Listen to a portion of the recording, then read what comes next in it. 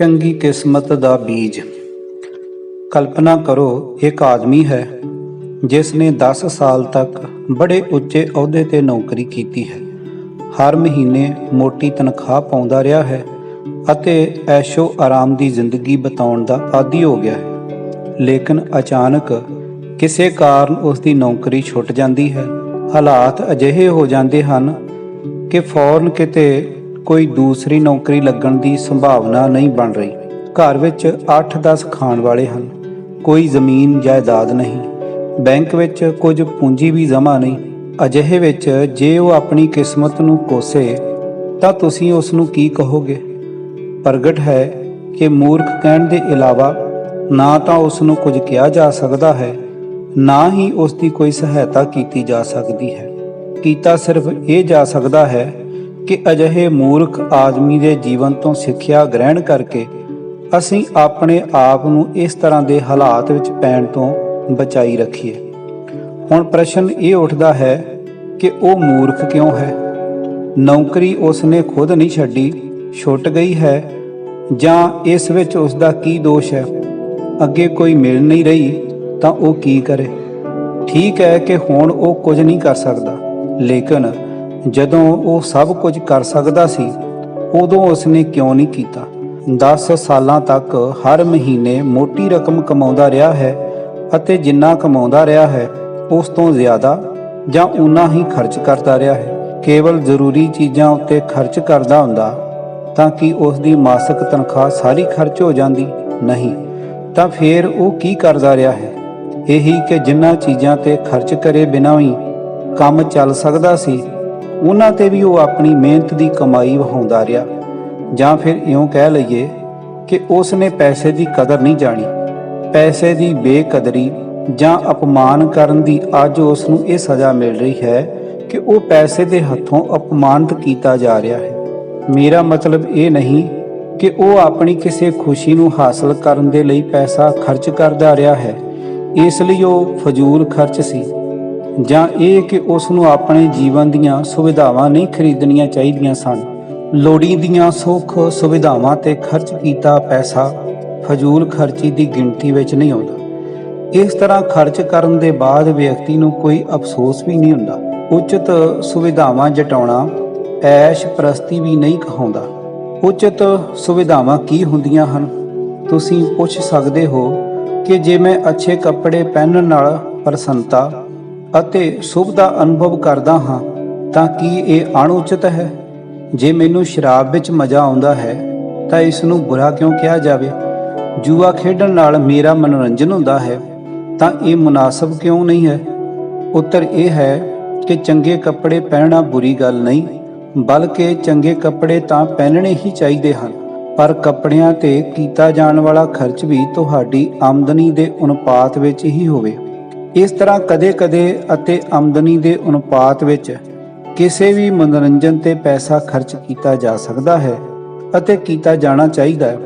ਲੇਕਿਨ ਜੇ ਸਿਰਫ ਤੁਸੀਂ ਮਜ਼ੇ ਜਾਂ ਲੱਤ ਦੇ ਕਾਰਨ ਸ਼ਰਾਬ ਅਤੇ ਜੂਏ ਵਰਗੀਆਂ ਮੱਦਾਂ ਦੇ ਪੈਸਾ ਖਰਚ ਕਰਨ ਲੱਗ ਜਾਓਗੇ ਤਾਂ ਤੁਹਾਡੀ ਆਮਦਨੀ ਦਾ ਅਨੁਪਾਤ ਵਿਗੜ ਜਾਵੇਗਾ ਅਤੇ ਇਸ ਤਰ੍ਹਾਂ ਕੀਤੇ ਜਾਣ ਵਾਲਾ ਖਰਚ ਫਜ਼ੂਲ ਖਰਚੀ ਵਿੱਚ ਸ਼ੁਮਾਰ ਕੀਤਾ ਜਾਵੇਗਾ। ਆਮਦਨੀ ਦਾ ਅਨੁਪਾਤ ਕੀ ਹੁੰਦਾ ਹੈ? ਕਿਸ ਮੱਦ ਵਿੱਚ ਕਿੰਨਾ ਖਰਚ ਕੀਤਾ ਗਿਆ ਧਨ ਅਨੁਪਾਤਕ ਖਰਚ ਕਹਾਉਂਦਾ ਹੈ? ਇਹਨਾਂ ਪ੍ਰਸ਼ਨਾਂ ਦਾ ਮੋਟੇ ਤੌਰ ਤੇ ਉੱਤਰ ਦਿੱਤਾ ਜਾਵੇ ਤਾਂ ਸਿਰਫ ਇੰਨਾ ਕਹਿ ਦੇਣਾ ਹੀ ਕਾਫੀ ਹੋਵੇਗਾ ਕਿ ਜੇ ਜ਼ਰੂਰੀ ਖਰਚਾਂ ਦੇ ਇਲਾਵਾ ਕੁਝ ਵੀ ਖਰਚ ਕੀਤਾ ਜਾਵੇ, ਯਾਨੀ ਬਚਤ ਦੀ ਕੀਮਤ ਤੇ ਖਰਚ ਕੀਤਾ ਜਾਵੇ, ਤਾਂ ਉਸ ਨਾਲ ਤੁਹਾਡੀ ਆਮਦਨੀ ਅਤੇ ਖਰਚ ਦਾ ਸਾਰਾ ਹਿਸਾਬ ਵਿਗੜ ਜਾਂਦਾ ਹੈ। ਬਚਤ ਕਿਉਂ ਜ਼ਰੂਰੀ ਹੈ? ਇਸ ਦੇ ਉੱਤਰ ਵਿੱਚ ਕਈ ਪ੍ਰਸ਼ਨ ਕੀਤੇ ਜਾ ਸਕਦੇ ਹਨ। ਕੀ ਤੁਸੀਂ ਸਾਰੀ ਉਮਰ ਕਮਾਉਂਦੇ ਰਹਿ ਸਕਦੇ ਹੋ?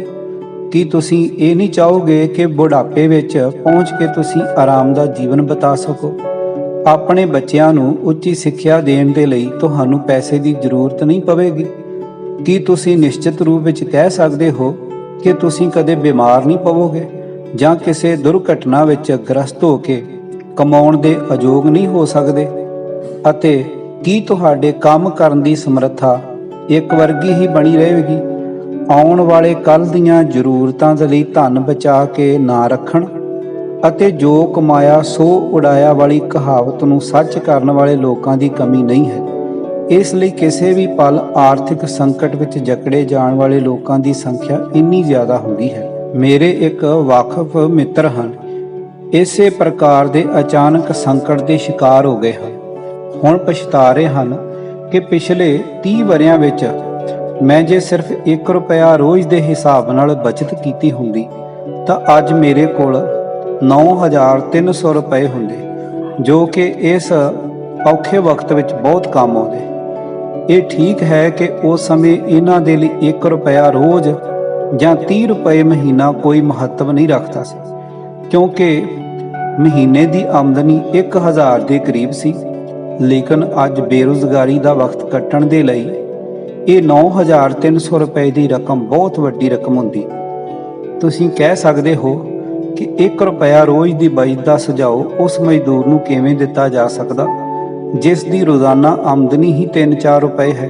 ਇਹ ਠੀਕ ਵੀ ਹੈ ਕਿ ਉਹ ਵਿਚਾਰਾ ਆਪਣੀ ਅਤੇ ਆਪਣੇ ਪਰਿਵਾਰ ਦੀਆਂ ਜ਼ਰੂਰਤਾਂ ਵਿੱਚੋਂ ਕੱਟ ਕੇ ਵੀ ਇੰਨੀ ਬਚਤ ਨਹੀਂ ਕਰ ਸਕਦਾ। ਜਿਸ ਤਰ੍ਹਾਂ 1000 ਰੁਪਇਆ ਮਹੀਨਾ ਕਮਾਉਣ ਵਾਲਿਆਂ ਦੇ ਲਈ 1 ਰੁਪਇਆ ਰੋਜ਼ ਬਹੁਤ ਥੋੜੀ ਬਚਤ ਕਹੀ ਜਾ ਸਕਦੀ ਹੈ, ਉਸੇ ਤਰ੍ਹਾਂ 100 ਰੁਪਇਆ ਮਹੀਨਾ ਕਮਾਉਣ ਵਾਲੇ ਦੇ ਲਈ 1 ਰੁਪਇਆ ਰੋਜ਼ ਯਾਨੀ 30 ਰੁਪਏ ਮਹੀਨੇ ਦੇ ਬਚਤ ਬਹੁਤ ਭਾਰੀ ਪਵੇਗੀ। ਲੇਕਿਨ 1000 ਰੁਪਏ ਕਮਾਉਣ ਵਾਲਾ ਜੇ 100 ਰੁਪਏ ਦੀ ਬਚਤ ਕਰੇ ਅਤੇ 100 ਰੁਪਏ ਵਾਲਾ 10 ਰੁਪਏ ਮਹੀਨਾ ਜਾਂ ਸਿਰਫ 30 ਪੈਸੇ ਰੋਜ਼ ਹੀ ਬਚਾਵੇ ਤਾਂ ਕਿ ਇਹ ਬਚਤ ਵੀ ਅਣਉਚਿਤ ਹੋਵੇਗੀ। ਛੋਟੀ ਆਮਦਨੀ ਵਾਲਿਆਂ ਦੇ ਲਈ ਤਾਂ ਬਚਤ ਕਰਨਾ ਹੋਰ ਵੀ ਜ਼ਿਆਦਾ ਜ਼ਰੂਰੀ ਹੈ, ਕਿਉਂਕਿ ਵੱਡੀ ਆਮਦਨੀ ਵਾਲਿਆਂ ਦੇ ਤਾਂ ਫੇਰ ਵੀ ਕੋਈ ਐਸੇ ਪ੍ਰਬੰਧ ਹੁੰਦੇ ਹਨ ਜਿੱਥੇ ਉਹ ਜ਼ਰੂਰਤ ਪੈਣ ਤੇ ਉਧਾਰ ਜਾਂ ਕਰਜ਼ਾ ਵੀ ਲੈ ਸਕਦੇ ਹਨ। ਪਰ ਥੋੜੀ ਆਮਦਨ ਵਾਲਿਆਂ ਨੂੰ ਇਸ ਪ੍ਰਕਾਰ ਦੀਆਂ ਸੁਵਿਧਾਵਾਂ ਵੀ ਜ਼ਿਆਦਾ ਨਹੀਂ ਹੁੰਦੀਆਂ। ਇਸ ਦੇ ਇਲਾਵਾ ਉਸ ਨੇ ਜੋ ਕੁਝ ਵੀ ਕਮਾਉਣਾ ਜਾਂ ਬਚਾਉਣਾ ਹੁੰਦਾ ਹੈ, ਉਸ ਦਾ ਉਦੇਸ਼ ਸਿਰਫ 2 ਵਕਤ ਦਾ ਖਾਣਾ ਜਟਾਉਣ ਦਾ ਜਾਂ ਤਨ ਢੱਕਣ ਦਾ ਹੁੰਦਾ ਹੈ। ਇਸ ਤੋਂ ਜ਼ਿਆਦਾ ਦੀ ਉਸ ਦੇ ਕੋਲ ਗੁੰਜਾਇਸ਼ ਹੀ ਨਹੀਂ ਹੁੰਦੀ। ਅਜਿਹੀ ਹਾਲਤ ਵਿੱਚ ਜੇ ਉਸ ਨੂੰ ਕਿਸੇ ਵੀ ਹੋਰ ਅਤੇ ਜ਼ਰੂਰੀ ਤੋਂ ਜ਼ਰੂਰੀ ਖਰਚ ਦੇ ਲਈ ਪੈਸੇ ਦੀ ਇੰਨੀ ਸਖਤ ਜ਼ਰੂਰਤ ਪੈ ਸਕਦੀ ਹੈ ਕਿ ਜੇ ਪੂਰੀ ਨਾ ਕੀਤੀ ਜਾ ਸਕੇ ਤਾਂ ਸ਼ਾਇਦ ਉਸ ਦਾ ਜੀਵਤ ਰਹਿਣਾ ਅਸੰਭਵ ਹੋ ਜਾਵੇ। ਮੱਧ ਵਰਗ ਦੇ ਹਰ ਇੱਕ ਵਿਅਕਤੀ ਦੇ ਲਈ ਇਹ ਜ਼ਰੂਰੀ ਹੈ ਕਿ ਉਹ ਘੱਟ ਤੋਂ ਘੱਟ 30 ਰੁਪਏ ਮਹੀਨੇ ਦੀ ਬਚਤ ਕਰੇ। ਇਸ ਦੇ ਲਈ ਚਾਹੇ ਉਸ ਨੂੰ ਕੁਝ ਜ਼ਰੂਰੀ ਖਰਚਾਂ ਵਿੱਚੋਂ ਥੋੜਾ ਕੱਟਣਾ ਵੀ ਪਵੇ। ਕਿਸੇ ਵੀ ਦਰਮਿਆਨੇ ਦਰਜੇ ਦੇ ਨੌਜਵਾਨ ਜਾਂ ਮੁਟਿਆਰ ਨੂੰ ਆਪਣੀ ਕਮਾਈ ਸ਼ੁਰੂ ਕਰਦੇ ਹੀ ਇਹ ਪ੍ਰਤੱਗਿਆ ਕਰ ਲੈਣੀ ਚਾਹੀਦੀ ਹੈ ਕਿ ਇਹਨਾਂ ਤਾਂ ਹਰ ਮਹੀਨੇ ਜਮ੍ਹਾਂ ਕਰਨਾ ਹੀ ਹੋਵੇਗਾ।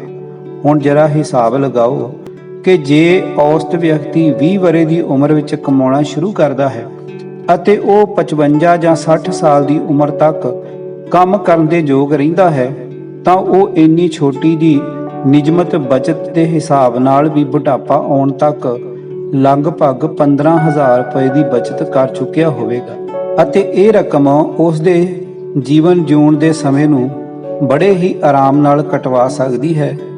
ਅਤੇ ਜੇ ਉਹ ਇਸ ਰਕਮ ਦਾ ਉਪਯੋਗ ਖੁਦ ਨਹੀਂ ਵੀ ਕਰ ਸਕਦਾ ਯਾਨੀ ਛੱਡ ਕੇ ਮਰ ਜਾਂਦਾ ਹੈ ਤਾਂ ਉਸ ਦੇ ਉੱਤਰਾਧਿਕਾਰੀ ਨੌਜਵਾਨ ਜਾਂ ਮੁਟਿਆਰ ਨੂੰ ਆਪਣਾ ਜੀਵਨ ਸ਼ੁਰੂ ਕਰਨ ਵਿੱਚ ਇਸ 15,000 ਦੀ ਰਕਮ ਨਾਲ ਬਹੁਤ ਵੱਡੀ ਮਦਦ ਮਿਲ ਜਾਵੇਗੀ।